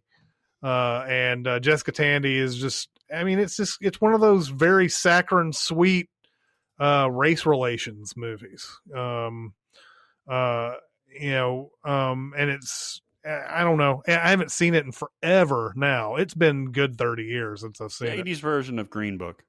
Yeah, it really kind of is. And they just keep awarding this kind of thing. Like, see, look, can't we just say things without being having a little bit of? Can we just say some things without there being violence in it? Or isn't this nice that they get to get along together? That's what we all want, right? Yeah, and it's just a bunch of bullshit in the end. And especially when she gets dementia, that's some bullshit. Yeah, exactly. But what's crazy is this movie, they talk a lot about the Piggly Wiggly. She wants him to drive her down to the Piggly Wiggly, which is a silly sounding name for a grocery store. And in my idiot mind, I was like, well, that's an old timey store. Then I moved to fucking Nashville, East Nashville, and there's a Piggly Wiggly there. And for 6 months, every time I drove by the Piggly Wiggly, I would just giggle because I thought like they died out 30 years ago. Anyway, so Piggly Wiggly still around. Piggly Wiggly Giggly. Yeah, no, I used to go to the Piggly Wiggly. My wife used to work at a Piggly Wiggly when she was in her teens. There you go. Fences. Did Denzel Washington write this? Not the play. He directed the movie. He directed the movie, I know. It was August Wilson. August Wilson wrote Fences. This is just powerhouse performances all across the board. Viola Davis won the Oscar for this. Well deserved. If you haven't seen Fences And as good as she is in the one scene of Doubt, just imagine that times 5. I still need to see this. It's on my list of shame for sure. Denzel Washington is a hard ass father, man. And his son, played by and I don't know if I'll get this name right. I think it's Jovan Adepo. He's in a lot of stuff. He's in Overlord. He's in The Leftovers. He's in he's in a lot of stuff. But he plays his son, and it's just Denzel Washington is just a hard ass. He's just unimpressed, no sense of humor. And you know, he's his usual good self in this, but and he's just really hard on his kid all the way through it. And there's a sense that he has cheated on his wife, and his wife has been keeping it in this whole time. Like she knows that it's happened. And it's leading all this stuff, him being hard on the kid, and like all these different little troubles that are coming up are building up to a big coming to a head by the end of this thing.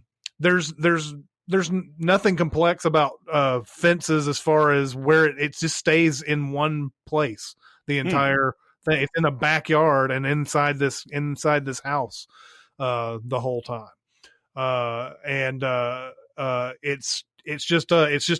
If it's a movie that you want to see for performances, it's powerhouse all the way through. Is this did Denzel direct another? He directed a few. Yeah, movies, he did. He did that Antoine Fisher movie, I believe. Yeah. That was his first directorial debut. He also did. He did. What was that movie called? I'm going to look it up real quick. The Great Debaters was the other one. Yeah. The one everybody called the Master Debaters. Yes. But I would highly recommend Fences just to watch. Great performances. I don't know, like, if it's something that's like the greatest of movies necessarily, but performances and everything, it'll draw you in, and you will love it. Is all I can. Yep. I would recommend it. Then we have A Few Good Men. What? We've never ever talked about this. We have never talked about it. It's been a minute. It's been a minute since we've talked about A Few Good Men. They added some things, I think, to the movie that were not in the play, but I can't remember what they did. Anyway, go ahead. I forget what it was too. Did I tell you guys I saw this play? I think you mentioned it at one point. Yeah, it was fucking weird. After I'd seen the movie about at that point maybe 20 times or so, I went to see the play, and the play was very good. Dawson in particular was very, very good. The Caffey was all right. The Jessup was fantastic, but man, just stop performing this on stage. You've got a definitive version. There will never be a better. Well, the one thing that I don't know if Demi Moore is a good actress. I don't know, because I think she's got it in her. We'll talk about Last Night later on down the thing, and she's really good in that. She's really good in some 80s stuff, but she's the worst part about this movie, and I hate saying that about the only like female character, really, but she's just not good. Aunt Jenny. Aunt Jenny's in there. Well, she gets Aunt Jenny in there. Everything else about this movie is the highest level of the high. Rob Reiner, Aaron Sorkin, who wrote the play, all the performances. This may be, well, I guess Rain Man had come out, but it may be one of the biggest ranges acting-wise of Tom Cruise's career at this point. And it's just glorious. I like everything. Then, you know, the movie is known for the "you can't handle the truth," but I love the lead up to that more than the actual line. I agree, especially when Cruz is like mocking him, like I said this and you said, blah, blah, blah, blah. Should I get the transcript and read back to you? Yeah, and poking him in the face. And then that whole thing where like, and what's the line where he says, and then you turn them loose or something like that. You cut them loose. You cut them loose. And Kevin Bacon is also yelling at the judge during that scene because Tom Cruise is out of fucking line. And he's focused, though. He's focused. He's got Jack yelling at him. He's got the gavel pounding. And he's just like, and you ordered it, and you cut them loose. Colonel Jessup, did you? And he's got people. And Kevin Bacon is yelling at it, and it's wide shot from Jack Nicholson's perspective this whole time. There's so much stuff going on, and it's just this whole thing that just kind of, it's like when you're at a bar and you know a fight's about to happen. You're standing back. You're like, I don't want to be a part of this, but I do want to watch what happens. And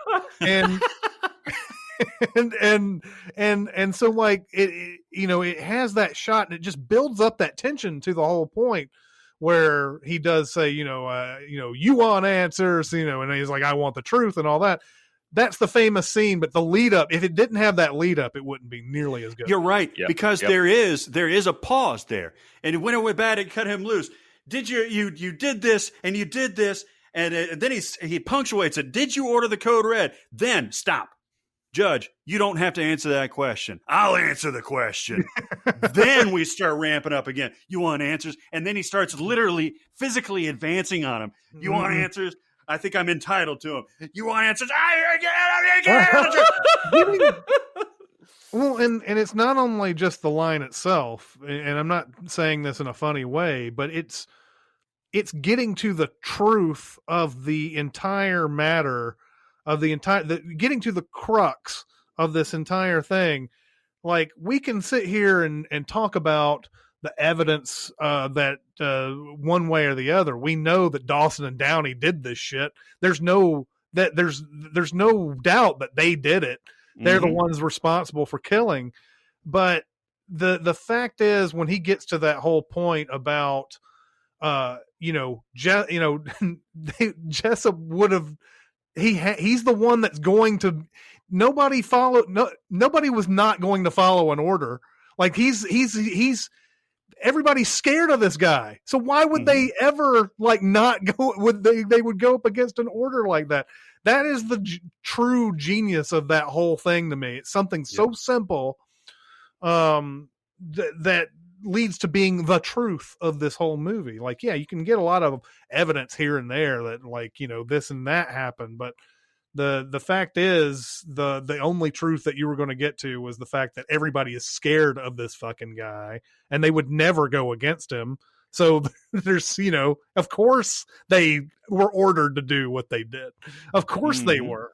And it's something that would get lost, I think, in a lot of other legal courtroom type. Well, that's the logical fallacy that he finally gets him in. And that's the only time Jessup breaks is why the two orders, why the transfer if you told everybody that he wasn't supposed to be touched.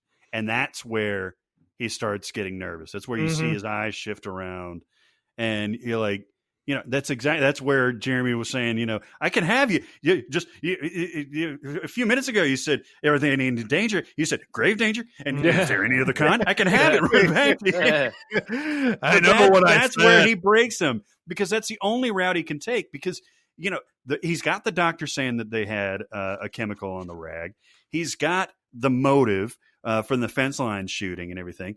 And Caffey even says, like, we're going to lose because all we have is the testimony of 2 Marines accused of murder. This is it. The only way I can get it is to get Jessup to admit it. And even then, I mean, there's a little bit of tomfoolery of arrest this man right now because he admitted ordered the code red. You know what I mean? Like, it probably wouldn't go down like that. Right. But it's still a perfect movie. Frankie and Johnny. Is that the Al Pacino, Michelle Pfeiffer movie? It is indeed. They fuck. They fuck, huh? They fuck. I've never seen this movie. Have you seen this? I only watched this movie because they fuck. Well, you remember this scene though? It's a very weird. I only saw it once. Scene. So he gets out. Pacino gets out of prison, and he becomes a short order cook. And he was in prison so long that he hires prostitutes to like sleep with him, but like sleep fully clothed, like cuddle with him. And like his whole thing is that he doesn't express emotion and stuff like that. And when he finally has sex with Michelle Pfeiffer, he doesn't like verbally express stuff. And so when he's ready to climax, she's like, I want you to scream. And the camera pans down and Al Pacino looks up and he goes, oh!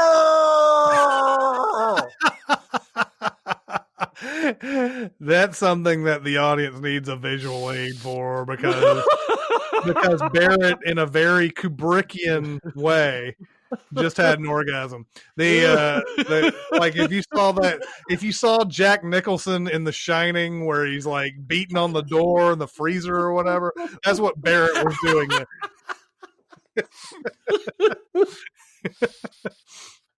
It's such a weird scene. I've got to see it just for this now. Yeah, no shit. I'm gonna laugh my ass off while I'm masturbating. But like,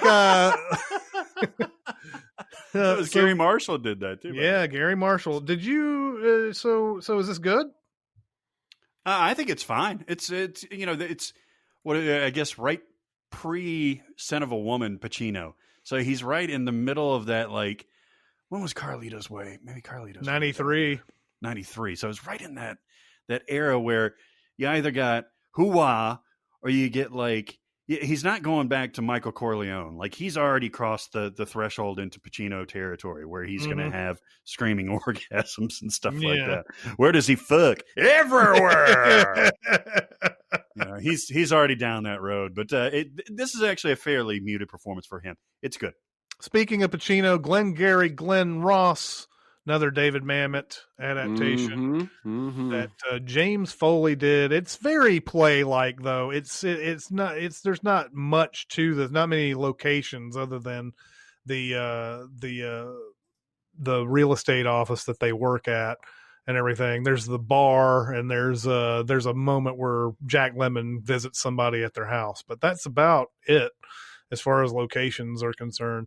It's about a bunch of salesmen trying to sell to people who I think the company realizes they can't possibly sell to. This is the most frustrating thing about this story, and you know that there's probably some kernel of truth to this, right? Mm-hmm. That they've got these leads, and they know they're worthless, but they spent so much money on them that they want people to try to continue selling to them. Even though there's no way that they know that there's no way they can sell land to these people. They know that there's no way.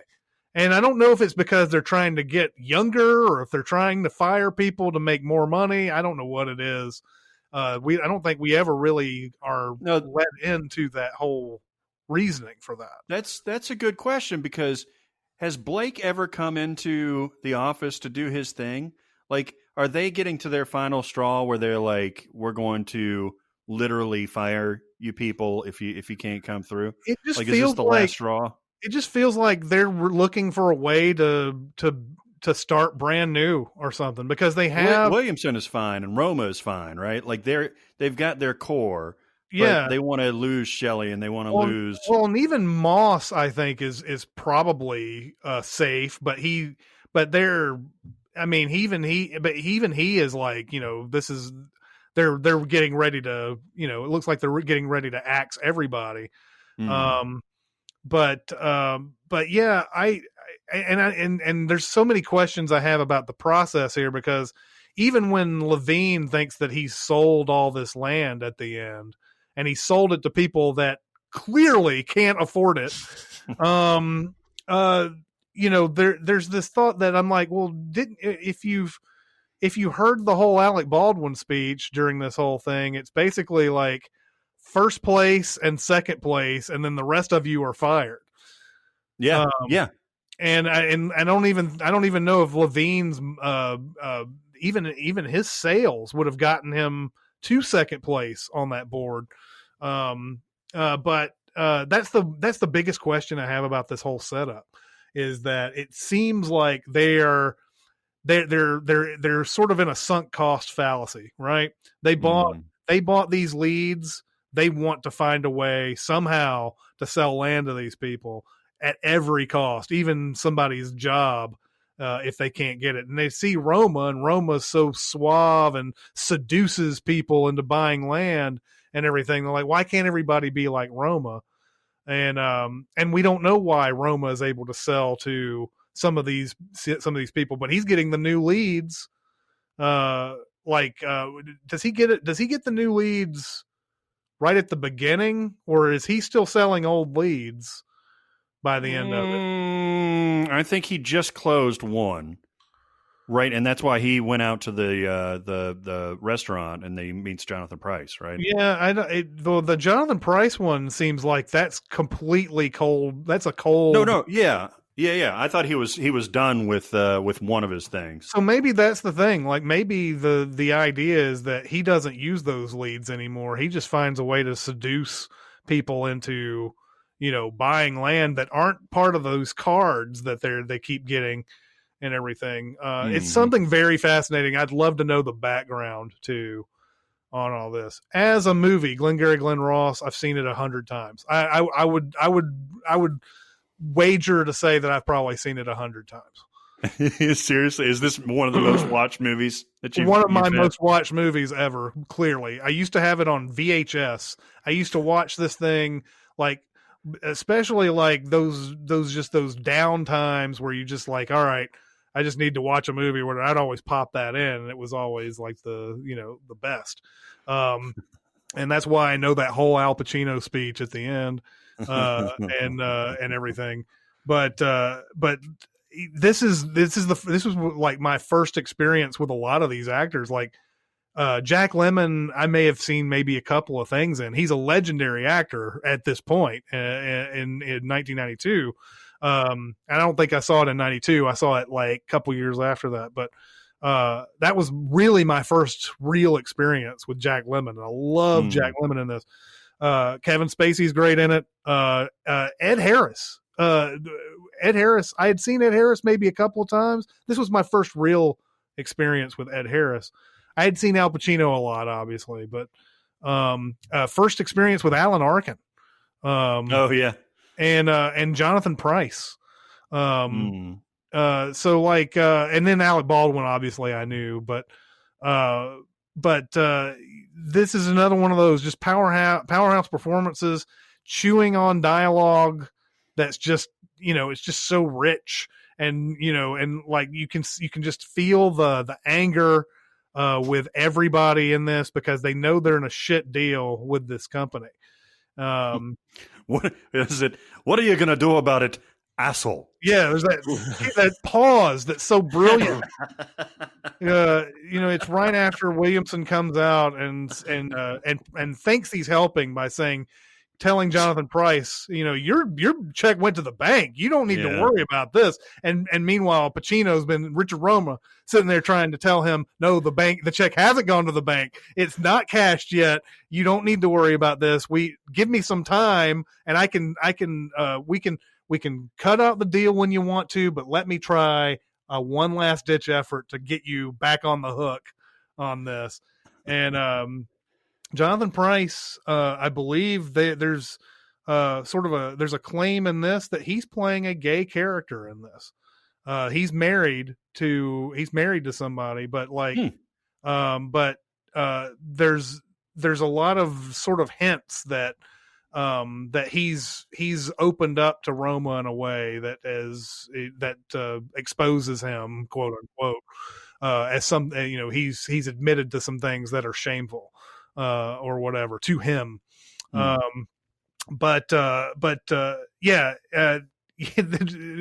after Williamson tells him, I took that check to the bank and everything. And he's like, and Jonathan Pryce is like, oh, you cashed the check? You cashed the check? It's like, oh, not to my knowledge. No. He's like, oh my, I don't know. Just don't call me. Don't call me. All right. And he walks out. And then, there's that period. He's like, they're alone in the office. And he's like, you stupid fucking, cunt. He's like, you just cost me $35,000 and a Cadillac. What are you going to do? What are you going to do about it? asshole. I did look up while you were talking, and all of Baldwin's character is just for the film. Yeah. So that's the major difference. And what's crazy is that, and I'm not talking about you who's seen this 100 times, but I'm talking about the average Glengarry Glen Ross fan. What they cite, they go right to that Alec Baldwin scene. Mm-hmm. But on Wikipedia, it makes it sound like it was a favor, like because Baldwin was going to play Roma in the film. Mm-hmm. Oh, wow. And then Pacino came in back channels and said, I'm willing to do it still. And so they had, quote unquote, contract negotiation issues with Baldwin, and he left for the project. They cast Al Pacino. Baldwin got mad, and as like a favor, they're like, we're going to write this whole scene just for you. And they made arguably the best scene in the whole movie just for him. And then he came in. You know, he had extra juice in the tank, too. Oh, when he was yeah, coming in there, man. too. Oh, yeah. When he came like, to I'm film going to Al that, Pacino, bitches. he was like, my character is going to say, fuck you to the Roma character. There was, it was either in the commentary on the movie or there was something that I read that there was some animosity between Baldwin and the rest of the veteran actors that were in there. Because remember, Baldwin was like hot shit young actor at that point. Yeah. He was fresh off of Hunt for October and all that. And there was like some genuine dislike. So like that was something that they were able to kind of play up during that scene. Like everybody's just kind of like, who's this asshole coming in here? What's my name? Fuck you. That's my name. yeah. See this watch? This watch costs more than your car. It's Glengarry Glen Ross is fucking phenomenal. It's there's a reason why it's quoted all the time. Yeah. It's fucking phenomenal. Watch it if you haven't. So we're going to end this on the G's, and we'll get on into the H's later, and through the rest of the list. Maybe. Who knows? We may not. We can start with Hamilton, the entire, inspiration for this, even though we talked about it already. Yeah. All right. Well, keep going to SinCast presented by Cinemasins on Facebook. We're also on Cinemasins Twitter. We're on Music Video Sins Twitter, SoundCloud. We're also on Discord. And if you want to get on Discord, you can either go to our Reddit page and find the link on the right side of the page, or you can private message me on Facebook, and I will give you a link there. But that will do it for this week. It's Chris Atkinson, Jeremy Scott, and Barrett Scherer. We'll see you next time. Thanks for listening. Comment on our episodes on our SoundCloud page. Check us out on YouTube, Twitter, Facebook, and Reddit. And be sure to visit cinemasins.com.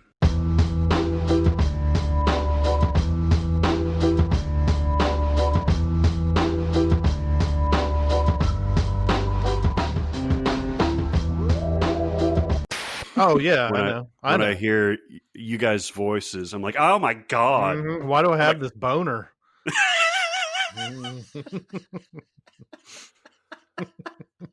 I think I had a typical sleep 2 nights ago, and then got breakfast and everything, took a nap after that. And then like went and did some work, and then ate something, took another nap. Like I would just be like, I can't get any kind of like, sort of like momentum going, energetic momentum going on. So it's a bad cycle. Well, I mean, I think even for you who's used to staying in quite a bit, what are we going on? Our 5th month, yeah, or 4.5 month of quarantine. It's going to wear you down at some point. Yeah. Yep. I mean, just like you think, like, especially if you watch a movie and you're just like, oh yeah, everything's normal. And then you step outside and you're like, oh, I want to go to this restaurant. Oh, yeah. I mean, this morning I slept pretty good last night in like a week. I mean, it's been a week or more since we both had a good night's sleep, just because of, I think, just general stress and shit. Anxiety. Of course, for me, I have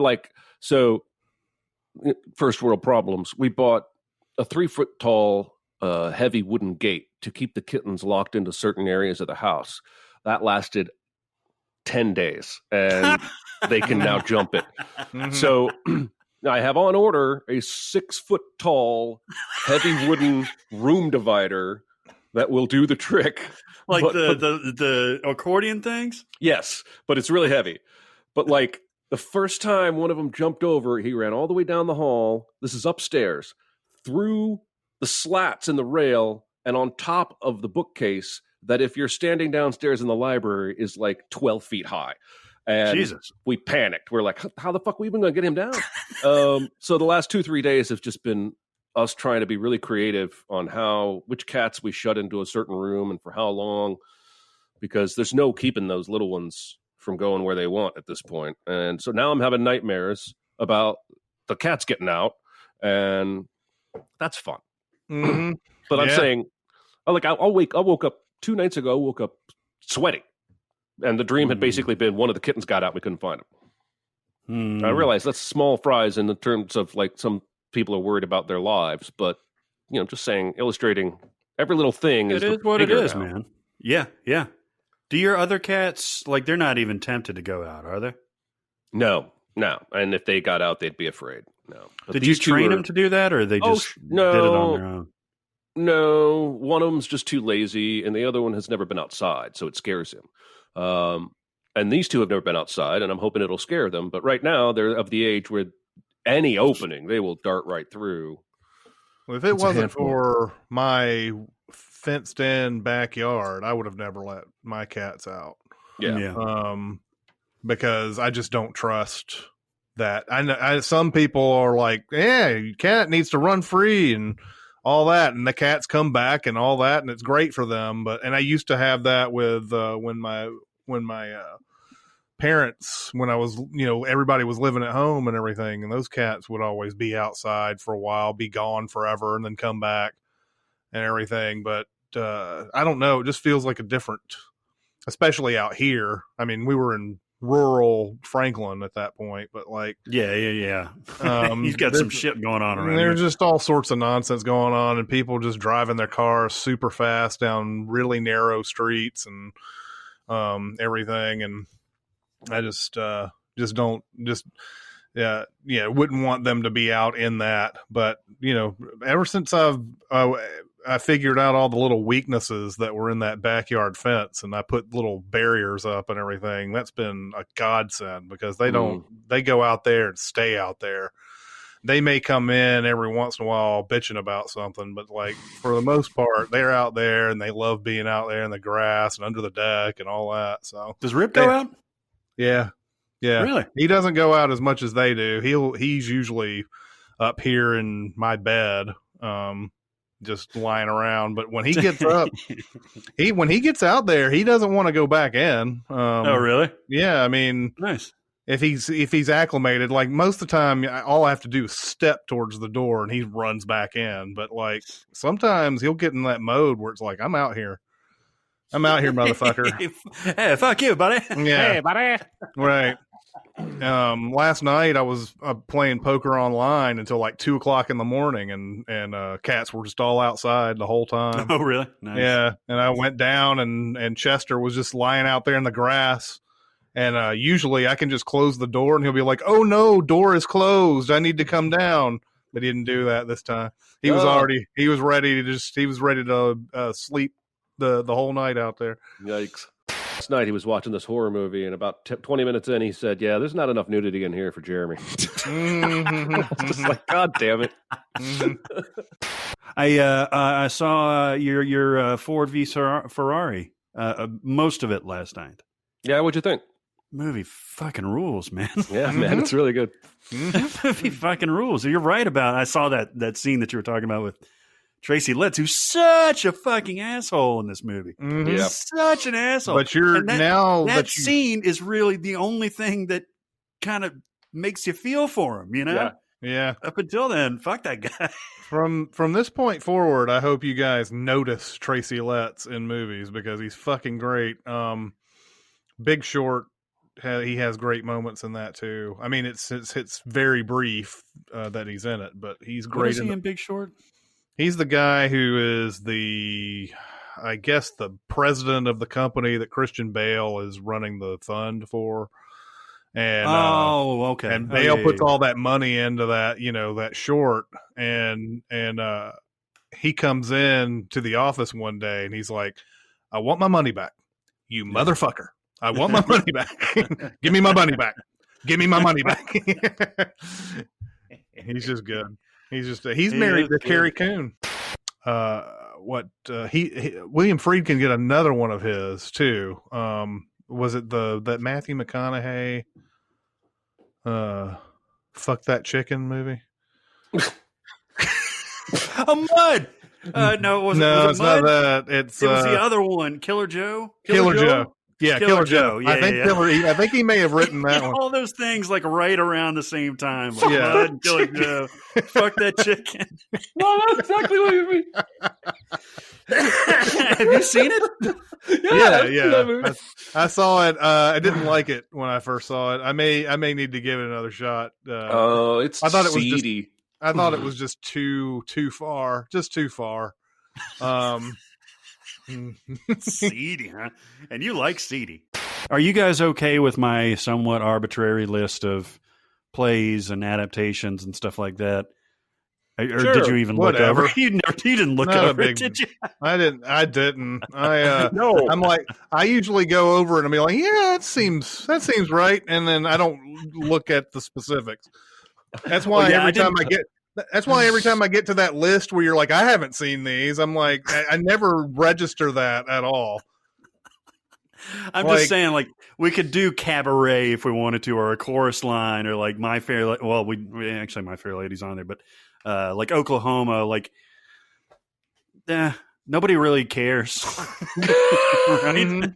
Mm-hmm.